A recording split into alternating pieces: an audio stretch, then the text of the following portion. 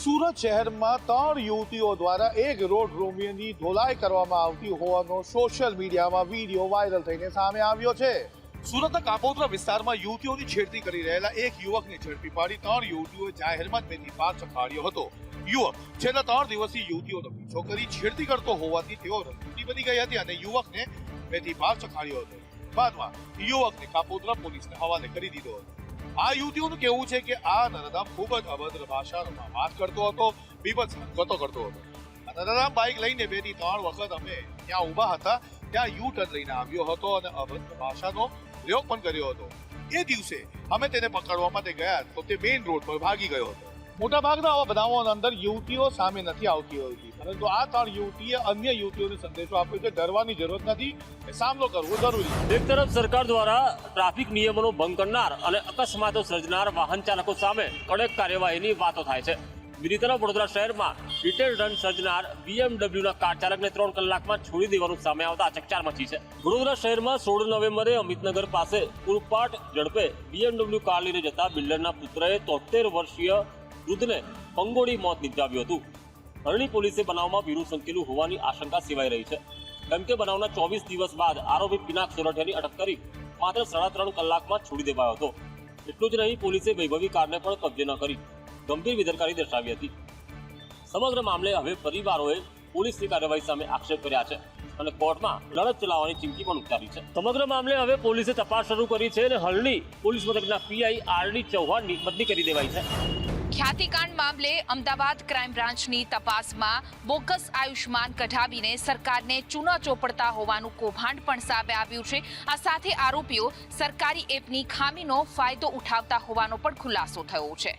2 જાબાજો સરકારી વેબસાઇટ પર છેડછાડ કરી માત્ર 15 મિનિટમાં જ લોકોના બોગસ આયુષ્માન કાર્ડ બનાવતા હતા। આ સમગ્ર ઘટના ક્રાઇમ બ્રાન્ચની સામે આવી ત્યારે અમદાવાદ ક્રાઇમ બ્રાન્ચ પોલીસને વિશ્વાસ ન આવ્યો હતો, પરંતુ જ્યારે ભેજાબાજે માત્ર 15 મિનિટમાં ક્રાઇમ બ્રાન્ચના સંયુક્ત પોલીસ કમિશનર શરદ સિંગલનું બોગસ આયુષ્માન કાર્ડ બનાવી આપ્યું તો તેઓ પણ ચોંકી ગયા હતા।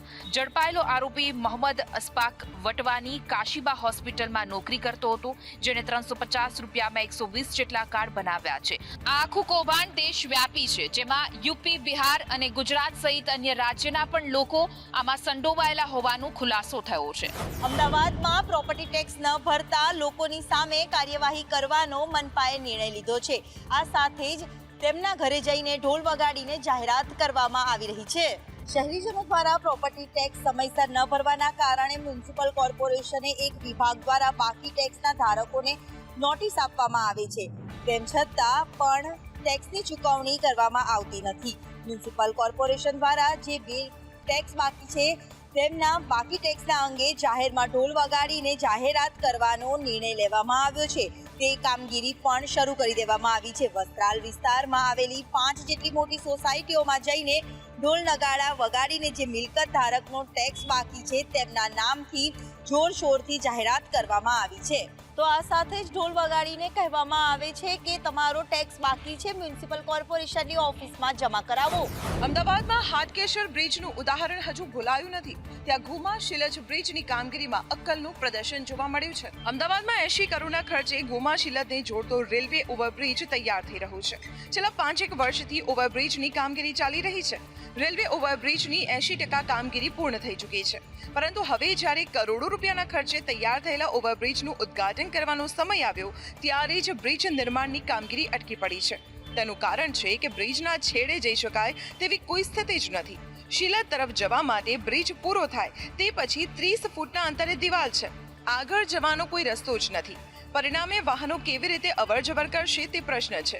બ્રિજ પૂરો થયા બાદ માત્ર ને માત્ર 10 થી 12 ફૂટનો સાંકડો રસ્તો છે। આ બ્રિજ પરથી શિલજ તરફના વાહનો કેવી રીતે જશે તે એક સવાલ ઊભો થયો છે। આ બ્રિજે ઓડા અને મ્યુનિસિપલ કોર્પોરેશનની બેદરકારીની પોલ ખોલી છે।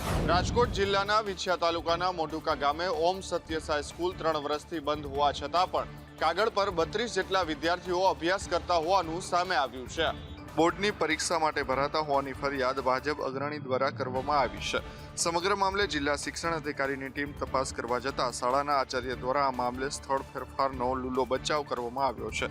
ત્યારે શાળા ભાડાની જગ્યા પર ચાલતી હોય અને જમીન માલિક દ્વારા પણ સ્કૂલ વર્ષોથી બંધ હોવાનું જાણવા મળ્યું છે। આ શાળામાં અગાઉ છોકરાઓ ભણતા હોવાનું જાણવા મળ્યું છે, પરંતુ છેલ્લા કેટલાક વર્ષથી આ સ્કૂલના બાળકો જિલ્લા શિક્ષણ અધિકારીની કચેરી જાણ બહાર અન્ય ક્રિષ્ના નામની સ્કૂલમાં બેસાડવામાં આવતા હોવાનું સામે આવતા સ્કૂલને કારણદર્શક નોટિસ ફટકારી કાર્યવાહી હાથ ધરવામાં આવી છે.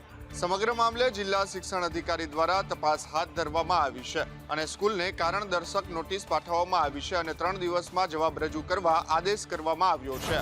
સૌરાષ્ટ્ર યુનિવર્સિટી સંચાલિત યુપીએસસી ટ્રેનિંગ સેન્ટરની અંદર મનમાની અને લાલિયાવાડી જોવા મળી રહી છે. અહીંયા ઉંદર અને શ્વાનનું રાજ હોય તેવા દ્રશ્યો સામે આવ્યા છે. સૌરાષ્ટ્ર યુનિવર્સિટીમાં આવેલા યુપીએસસી ટ્રેનિંગ સેન્ટરમાં ગજબ બેદરકારી સામે આવી છે. આ સેન્ટરમાં વિદ્યાર્થીઓ માટે આઈએએસ અને આઈપીએસ અધિકારી બનવા માટેની ખાસ ટ્રેનિંગ આપવામાં આવી રહી છે, પરંતુ છેલ્લા 2 વર્ષથી અહીંયા મિસમેનેજમેન્ટ જોવા મળી રહ્યું છે. ઉલ્લેખનીય છે કે સૌરાષ્ટ્રના છાત્રોને આઈએએસ અને આઈપીએસ બનાવવા માટે આ કેન્દ્રનું ઉદ્ઘાટન પૂર્વ સીએમ વિજય રૂપાણી દ્વારા કરવામાં આવ્યું હતું અને ઉદ્દેશ હતો કે છાત્રો અહીંથી ટ્રેનિંગ મેળવીને ઉચ્ચ અધિકારી બને, પરંતુ અહીંયા તો છેલ્લા કેટલાક સમયથી ઉંદર અને શેરી શ્વાનનું રાજ ચાલી રહ્યું છે, જેને પકડવા માટે અહીંયા પાંજરાઓ મૂકવામાં આવ્યા છે. સૌરાષ્ટ્ર યુનિવર્સિટીના સત્તાધીશો ફરીથી આ ટ્રેનિંગ સેન્ટરને ક્યારે ધમધમતું કરે છે તે જોવાનું રહેશે. અત્યારે તો માત્ર સવાલ જ સૌરાષ્ટ્ર યુનિવર્સિટીની સામે ઉઠી રહ્યા છે. ભરૂચમાં લોકલ ટ્રાન્સપોર્ટના વાહનો પાસેથી પણ ટોલ વસૂલાય છે, જેને લઈને આજે વિરોધ કરવામાં આવ્યો હતો.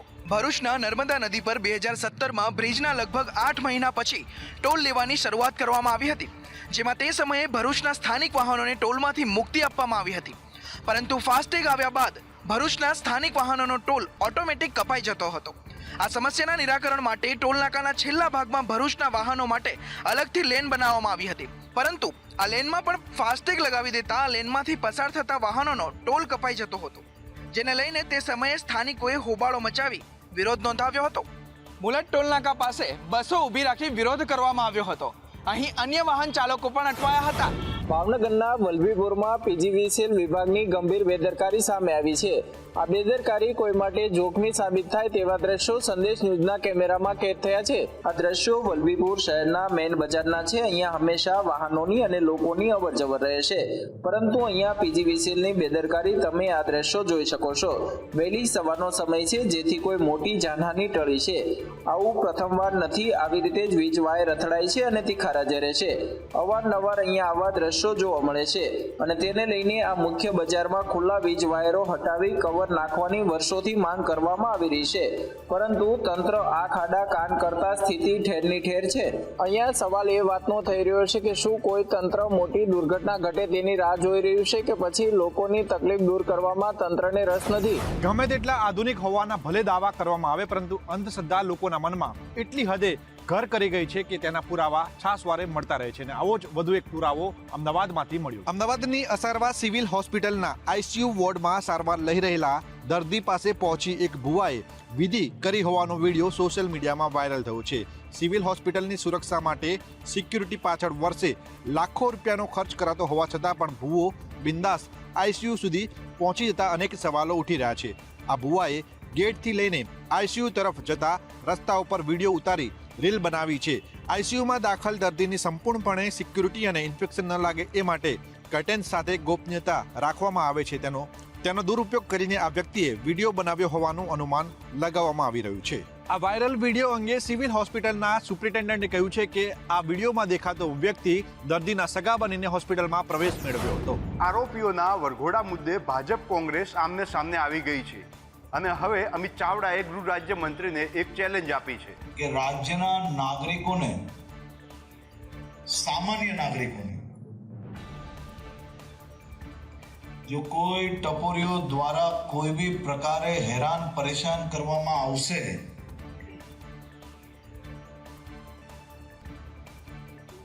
એના વરઘોડા તો જરૂરથી નીકળશે. મારી ગૃહમંત્રીને ચેલેન્જ છે કે આ બીજેડ ફાઇનાન્સના જે ગુનેગારો છે એનો વરઘોડો કાઢી બતાવજો. આ ખ્યાતિકાંડ કરવાવાળા જે એના હજુ મુખ્ય આરોપી કાર્તિક પટેલ નથી પકડાયો એને પકડીને લાવો અને એનો વરઘોડો અમદાવાદના બજારમાં કાઢજો. યુકેમાં મંગેતરની હત્યા કરનાર આરોપી સુરત જેલમાં સજા કાપશે. યુકેની લેસ્ટર કોર્ટે તેને આજીવન કેદની સજા ફટકારી છે. યુકેના લેસ્ટર કોર્ટ દ્વારા આજીવન કેદની સજા પામેલા કેદી જીગુ સોરઠીને ભારતની જેલમાં ટ્રાન્સફર કરાયા છે. આ ટ્રાન્સફર યુકે અને ભારત સરકાર વચ્ચે થયેલી આંતરરાષ્ટ્રીય સંધિના કરાર અનુસાર થઈ છે. આ ઘટના વિશેષ રીતે મહત્વની છે કારણ કે સંધિ હેઠળ કેદી ટ્રાન્સફરનો કદાચ આ પ્રથમ દસ્તાવેજીકૃત કિસ્સો હોવાનું જાણવા મળે છે. કેદી જીગુ સોરઠી એક ભયાનક હત્યાકાંડના કારણે કુખ્યાત છે. વર્ષ 2020માં યુકેના લેસ્ટર શહેરમાં જીગુએ પોતાની મંગેતર ભાવિની પ્રવીણની ક્રૂરતાથી હત્યા કરી હતી. તેણે ચપ્પુના ઘા મારી ભાવિનીને મોતને ઘાટ ઉતારી હતી. આ કિસ્સાએ યુકેમાં જ નહીં પરંતુ ભારતમાં પણ ચકચાર મચાવી છે અને કોર્ટનો નિર્ણય આ કિસ્સાની ગંભીરતાનું સ્પષ્ટ પ્રતિબિંબ છે. સુરતની ડુમ્મસની એક હોટલમાં ચોરીની ઘટના બની હતી. સીસીટીવી ચેક કરવામાં આવ્યા હતા ત્યારે સામે આવ્યું હતું કે હોટલના કર્મચારીએ જ આ ચોરીને અંજામ આપ્યો હતો.